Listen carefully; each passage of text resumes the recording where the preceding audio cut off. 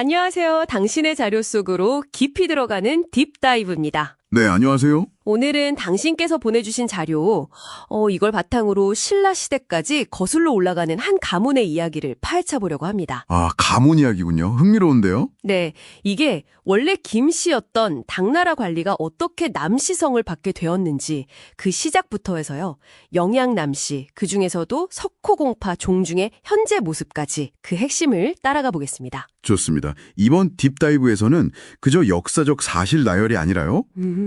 남씨 가문의 뿌리, 또 대구에 정착한 석호공파가 어떻게 자리를 잡고 발전했는지, 그리고 중요하게는 지금 후손들이 선조들의 유산을 어떻게 지켜나가고 있는지 그 의미를 함께 찾아보는 게 목표입니다. 네, 의미를 찾는 여정 바로 시작해볼까요? 네. 이야기가 꽤 오래전으로 가더라고요.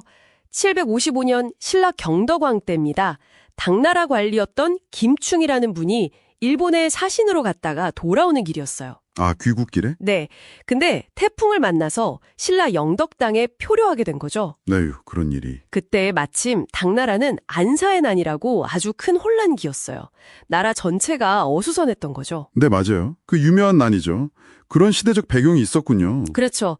그런데 신라의 경덕왕이 이 김충이라는 인물을 딱 보고 이 사람 보통이 아니다. 비범함을 알아본 거예요. 오. 그래서 귀화를 권유했고 심지어 당나라 현종 황제의 허락까지 받아냅니다. 와, 왕이 직접 그렇게까지 대단한데요? 네, 그러면서 왕이 직접 성과 이름을 하사하는 데는 중국 연안 출신이라고 해서 남씨 성을 주고 또 총명하다 해서 민이라는 이름을 줬다고 합니다. 아, 그래서 난민. 네.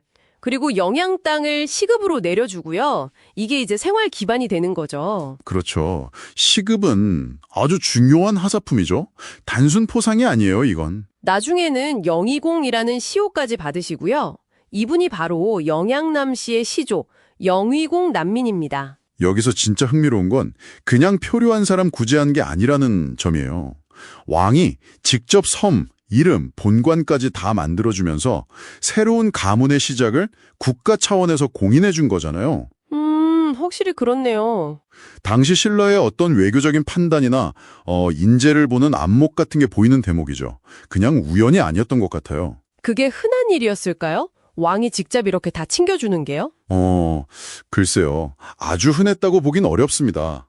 그만큼 난민이라는 인물이 특출났거나 아니면 당시 신라가 처한 어떤 상황, 그러니까 인재가 필요했던 그런 배경이 강하게 작용했을 가능성이 크죠. 네, 전략적인 선택이었을 수도 있겠군요. 네, 충분히요. 그렇게 시작된 영양남 씨 가문이 점점 커졌군요. 네, 번성했죠. 시조의 후손대에 와서 남홍보, 남군보, 남광보 이 세 형제가 있었는데 이때 본관이 나뉘게 됩니다. 영양, 의령, 고성 이렇게요. 아, 삼형제가 각각 다른 본관으로. 네, 그중에서 영양남 씨는 장남인 남홍보를 중시조, 그러니까 여러 갈래 중 중심조상으로 모시고 그 맥을 이어온 거죠. 원래 가문이 커지면요, 자연스럽게 분파를 하게 돼요. 사람들이 많아지고 사는 곳도 넓어지니까 효율적인 관리나 교류를 위해서 나누는 거죠. 아하, 그런 이유가. 네, 오늘 우리가 좀 더 자세히 볼 석호공파는 이 영양남씨 중에서도 중대광공파, 거기서 또 갈라져 나온 송정공파에 속합니다. 송정공파요. 그 팔 시작이 되는 조상, 파조가 송정남수공이군요. 자료에 보면 세종 때 관직에 계셨는데 단종이 왕위에서 물러나자 벼슬을 버리고 고향으로 내려가셨다고. 네, 절개를 지킨 인물이죠. 이런 이야기가 후손들한테는 정말 큰 자부심이 되거든요. 그렇죠. 우리 조상님 중에 이런 분이 계셨다 하는. 맞아요. 특히 조선시대에는 그런 절개나 학문 같은 가치를 굉장히 중요하게 여겼으니까요. 그런 분이 파조가 되면 그 가치가 해당 파의 어떤 정체성, 중심 가치가 되는 경우가 많습니다. 그 송정공의 후손 중에서 이제 드디어 대구 이야기로 넘어오는데요. 석호 남실공. 이분이 바로 이 종중의 대구 이평조씨라고요. 네, 맞습니다. 이평조, 특정 지역에 처음으로 터를 잡고 가문의 뿌리를 내린 조상을 말하죠. 석호공 남실, 1599년 1671.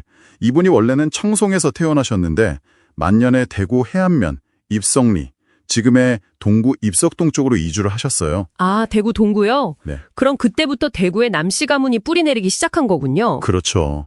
기록을 보면 이 석호공께서도 보통 분이 아니세요.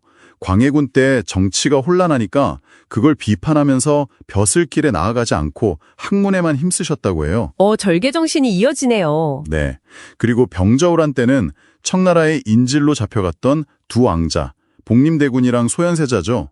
이분들 무사히 돌아오시라고 막 기원하고 그랬다고 하니 우국충정도 깊으셨던 분이고요. 학문, 절개, 우국충정.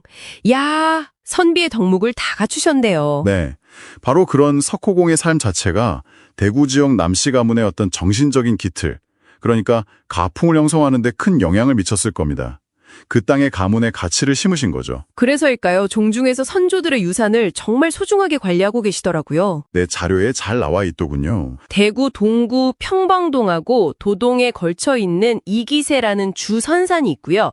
또 이평조이신 석호공을 비롯해서 96분의 조상을 모신 묘원, 석호원도 있고요. 석호원. 이름도 의미가 있네요. 그리고 학문을 강론하던 제실, 와룡암, 효행을 기리는 정효닭 이런 것들이 다 대표적인 유산입니다.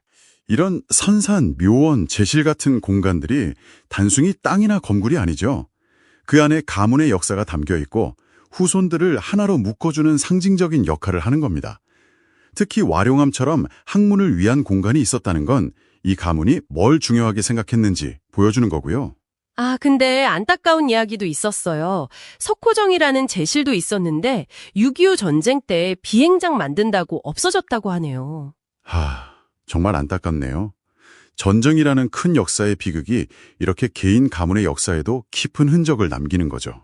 참. 그렇죠. 그래도 남아있는 유산들을 잘 관리하고 계신 것 같아요. 현재 종중은 법인격 없는 사단으로 정식 등록해서 아주 체계적으로 운영되고 있다고 합니다. 네, 그게 중요하죠. 체계적인 관리. 매년 음력 10월 마지막 일요일에는 석호원에서 시제, 조상님들께 제사 지내는 큰 행사를 하고요. 재산 관리도 철저히 하고 특히 석호장학위원회를 통해서 장학사업을 아주 활발하게 하고 있더라고요. 오, 장학사업이요? 네, 홈페이지도 운영해서 종중 소식도 알리고 소통하고요. 그냥 과거 유산 지키는 데서 그치는 게 아니라 석호공께서 중시했던 그 학문 정신을 장학사업으로 계속 잇고 또 현대적인 방식으로 소통하려는 노력이 인상 깊었습니다. 결국 이 모든 활동이 어디로 이어지냐면요. 그 종중의 종운, 가문의 가르침으로 귀결되는 것 같아요. 음수사원 굴정지인이라고 하죠. 음수사원 굴정진. 무슨 뜻인가요? 네, 물을 마실 때는 그 근원을 생각하고 또 그 우물을 판 사람의 노고를 기억하라. 이런 뜻입니다. 근본을 잊지 말라는 거군요. 그렇죠. 바로 이 정신이 수백 년 동안 선조들의 유선을 지키고 또 다음 세대로 이어가게 하는 그 원동력이 아닐까 싶습니다. 과거를 기억하고 감사하는 마음, 그걸 통해 현재의 의미를 찾고 미래로 나아가 힘을 얻는 거죠. 와, 오늘 정말 한 가문의 역사를 깊이 따라가 보면서 뿌리를 기억하고 감사하는 마음이 얼마나 중요한지 다시 한번 느끼게 되네요. 네, 저도 그렇습니다. 이 이야기가 당신께는 어떤 의미로 다가오셨나요? 빠르게 변하는 이 시대에 음수사원이라는 정신이 우리에게 어떤 질문을 던져주는 것 같기도 하고요. 그러네요. 잠시 생각해 볼 문제인 것 같습니다. 네, 잠시 시간을 내서 당신의 삶 속에서 우물을 파주신 분은 누구일지 한번 떠올려 보시는 건 어떨까요? 이것으로 오늘의 딥다이브 마무리하겠습니다. 네, 수고하셨습니다.